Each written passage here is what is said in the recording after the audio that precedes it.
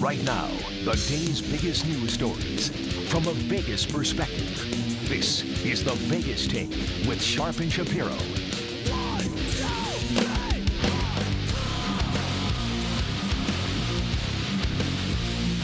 All right, welcome back. It is the Vegas Take, Sharp and Shapiro. So glad you could join us on a Tuesday. By the way, quick reminder tomorrow, I love the show Bar Rescue. What better person to know about how to help your local business, a bar, restaurant?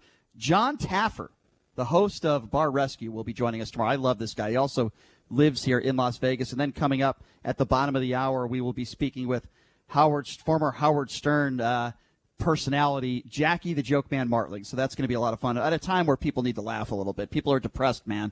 People need to laugh. But joining us on the line right now, City Councilman Cedric Crear out of Ward 5. Plenty of questions to get to him with Councilman Crear. Thank you so much for being here, Cedric. How are you? I'm fantastic, fellas. How are you guys doing today? You guys staying safe? We're doing the best we can, doing a radio show out of our kitchen. So we're yeah, Cedric, we're staying plenty safe. We're doing okay. Well, all right. Well, how about this? I'm doing my best to run a ward out of my kitchen too. So.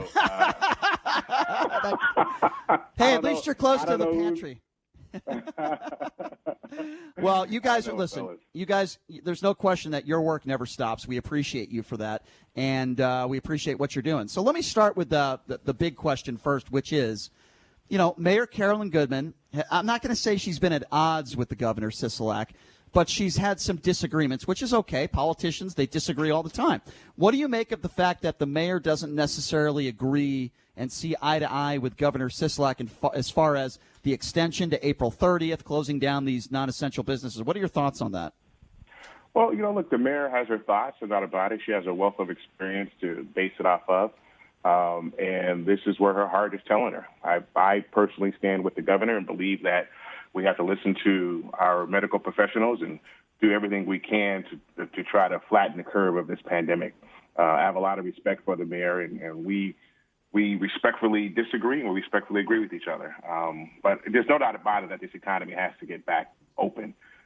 People out of jobs. I've never seen anything like this in my entire life. You've got, casinos that are closed down, businesses and industry that are closed. We do need to get our community open again as soon as possible. And if it's 15 more days, then hopefully that's going to save us time on the back end where we won't have to deal with the pandemic. But if it's 14 days or 13 days, I'm sure the governor will be the first to stand in front of the microphone and say Las Vegas is open again. You mentioned flattening the curve. I would actually argue that Las Vegas, as far as a tourist destination, even on the planet, has done as good of a job as anyone in the world of flattening that curve. The total cases here are 2,000 roughly, with 56 deaths. I mean, that's unbelievable considering New York is a tourist destination, and you see what's happening there. It is. Look, we've got millions and millions, 10, 12 million people in the New York area, people traveling in and out of there every day. They are just overwhelmed with this pandemic. And Las Vegas has as well. And I think Southern Nevada has done a very good job. We've worked with the city of Las Vegas and working with the county seamlessly. I don't think we've seen anything happen as quickly and as efficiently of working with in other jurisdictions like the county as it has. We're opening up our isolation and quarantine facility this week, our ISO-Cure, we're calling it, which is going to house 350 homeless persons that are either infected or have symptoms of the virus down at Cashman Field. That facility is going to be, if you drive down there and see it, you think it's sort of like a mass unit out of the military. And it's, we just started it last week. And so we're looking for doctors and healthcare professionals to come down and help. But because there is going to be a need. One thing you do know is that with the additional testing that's coming into the marketplace, there's going to be more people that have contracted the virus, and we have to deal with that. They say this next week or two is going to be the largest outbreak of it, and so we need to be prepared for it. And the city of Las Vegas is getting prepared along with the county. It's pretty amazing. Yeah, in fact, that was going to be my next question for you. We've talked about the homeless on this show a lot. Of course, Carolyn Goodman's new ordinance, and, homeless issue has been an issue throughout the country. It's not just Las Vegas, but it's been in the news lately. And obviously this coronavirus situation that's taken place, certainly it makes all of our lives more difficult, especially the homeless, who many of them don't have access to any type of health care at all. So I think what you're doing in building this homeless shelter, it's saving lives. I think that's very fair to say. It is saving lives, but also you have to understand that we're talking about some people are confusing two things together. One, they're confusing the mitigation of homelessness and then the response to the pandemic. And, we do have a lot of initiatives in place to mitigate homelessness. I personally have traveled around the country looking at homelessness and seeing what's working and what's not working, seeing what's best practices and what we can bring back to Southern Nevada to help mitigate homelessness. And then there's a response to the pandemic. This came out of left field. Nobody was prepared for this. And I think that what we've done in conjunction with the county, in conjunction with the Southern Nevada Health Authority, with our nonprofit partners to get this up and running and get it going, I think is remarkable in a very short period of time. Considering how reliant on the city of Las Vegas is on tourism and the service industry and the casinos, obviously, with everything being shut down, how high do you think the unemployment rate can get based on what's going on right now? Well, look, you've heard numbers ranging from 10% to 30%, and I think it's going to be anywhere in between there, unfortunately. I'm a former casino worker. I started out working in the casino business, dealing cards. I worked in slots. I worked in a race and sports book. I worked in marketing. And so I know what it feels like to get a paycheck every 2 weeks, and I know what it feels like to pick up tokes every day. And for those that don't know what tokes are, we're talking about tips. Right. And how reliant upon that we are. I used to go to the bank every single day and deposit my tokes into my bank account. And so I understand that it is going to be detrimental. One of the challenges too is that once it does come back, what is going to be the plateau of jobs that are happening, right? So are people going to have jobs to go back to? And I think that's a big question that we need to be prepared to answer as well, and then be prepared to deal with those individuals via that additional housing assistance, rental assistance, whether that is through additional unemployment insurance that is happening. We need to be prepared because unfortunately, I'm not sure if everyone's going to have a job to go back to as well. Yeah, and sadly, I agree with you on that. If you're just joining us, we're speaking with City Councilman Cedric Crear out there in Ward 5, joining us right now.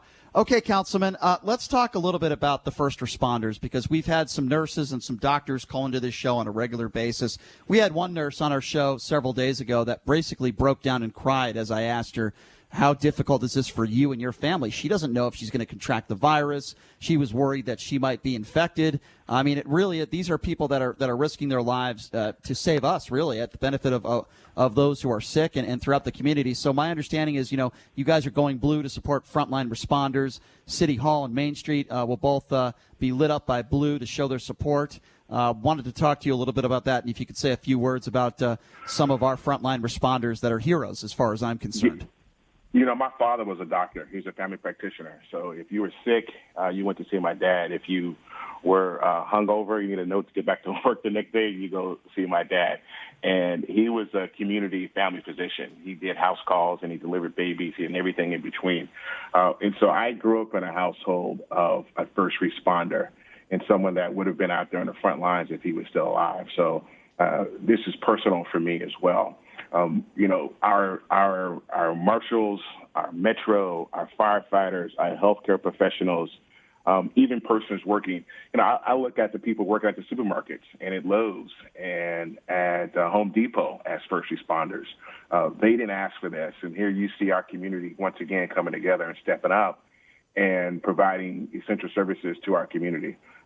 We are indebted to them. We're indebted to our military force that potentially could be coming in with the National Guard.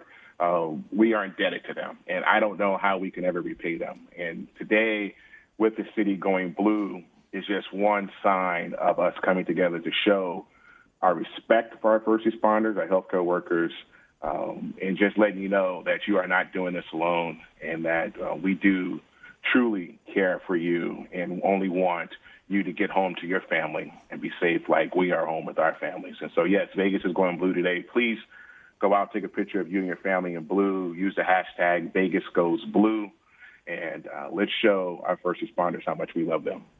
I am absolutely wearing blue today. My co-host is not. He is, in fact, wearing black.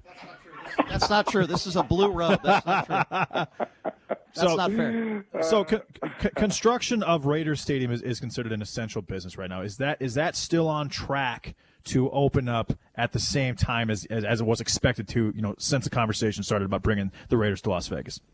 To be honest with you, that is a county project, so I'm not as engaged in that. I'm more of a fan like you, right? You see what you read in the newspaper, and you sort of talk to some people, and you drive by there and you see, my goodness, what an amazing, whatever that is. It seems like it's larger than life. It's larger than just a stadium. I know construction is continuing to go. I know that people are moving forward with that, and I believe that we are on track. I don't believe that it has stopped from everything that I have read right now. And, Fair enough. Man, what a great coming out party we'll have once that stadium gets opened up. Oh, exactly. No I totally question. agree with that. No question. Yeah, It's gonna be coming awesome. out party is gonna be amazing, right? Oh, it's going to be a lot of fun. It's going to be a great party. Hopefully, we want everyone to be healthy, want everyone to enjoy it. But once things get back on track in this city, to have NFL football here, I still can't believe I'm saying that. I got to pinch myself. It's incredible. All right, City Councilman Cedric Crear, I want to ask you one more question. I want you to speak to your constituents. I want you to speak to those in this great city of Las Vegas that you represent. Obviously, there are a lot of people that are scared. There are a lot of people that are hurting financially. Sadly, there are some people that are sick. There are some people that have lost loved ones, that have died. I want you to speak to those people right now, the good people of Las Vegas. What would be your message to them, Councilman? I got to tell you, as a native Las Vegan, born and raised over at UMC, which is Southern Memorial Hospital back then right on Charleston, we are here with you. And I want you to know that you are not going through this process alone. As small business owners, I'm a small business owner. My business has been disproportionately affected, just like yours has. We've all made adjustments. We all are going to have to, put our heads down and make it through. This city has overcome some major, major, major obstacles throughout our world. And Vegas is one of the only cities that pops back as quickly and more rapidly than anybody else. The resiliency of our community is second to none. The people here not only just live here, they care about their community. And even people who have relocated here take ownership of our city. And so if there's one thing that I can tell you is that you are not in this alone. We are all making personal sacrifices through this. And, there's a lot of resources that are available that are coming down the pipe, resources that are going to be able to get people back and up and running and to help them get through this pandemic. Well said, Councilman. Really appreciate you. City Councilman Cedric Crear out there in Ward 5. Thank you, guys. Thank you for taking the time to join us during this difficult time. You're doing a great job, as all the council. Anytime. Sorry. Thank you, guys, Shady and Brian. Appreciate you guys. Have a great week. Thanks a lot, Cedric. Thank you, Councilman. Really appreciate that. Cedric Crear, Ward 5. Really well said. Good leadership.